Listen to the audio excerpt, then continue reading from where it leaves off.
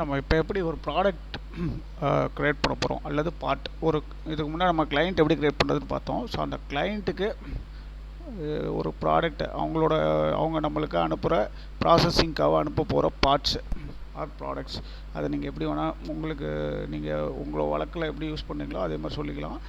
இங்கே ப்ராடக்ட் மாஸ்டர்னு இருக்குது. ஸோ நான் இதே முன்ன சொன்ன மாதிரியே பார்த்தீங்கன்னா நியூ பட்டன். ஸோ ERP ஃபுல்லாக இந்த நியூ பட்டனை கிளிக் பண்ணால் புது ஐட்டம் க்ரியேட் பண்ணலாம். ஸோ அதே மாதிரி இந்த டெலிட் பட்டனை கிளிக் பண்ணால் அந்த ரோவை வந்து டெலிட் பண்ணலாம். வியூ பண்ணோன்னா ஐஐக்கான கிளிக் பண்ணால் வியூ பண்ணலாம். ஸோ இப்போ நான் ஒரு பார்ட் க்ரியேட் பண்ண போகிறேன். ஸோ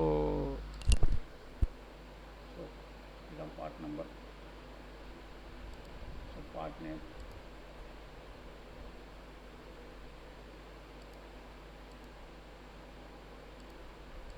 ஸோ என்ன ப்ராசஸிங் பண்ண போகிறேன், என்ன இண்டஸ்ட்ரிக்கு, ஸோ எல்லாமே. ஸோ ப்ரைஸ், அது பாட்டுக்கான ப்ரைஸ் என்ன, ஸோ யூனிட் ஆஃப் மெஷர்மெண்ட் என்ன, நம்ம யூனிட் ஆஃப் மெஷர்மெண்ட் இதில் என்ன இருக்குது, ஸோ கேஜிஸ் நம்பர்ஸ். இப்போ பார்ட் க்ரியேட் பண்ணாச்சு.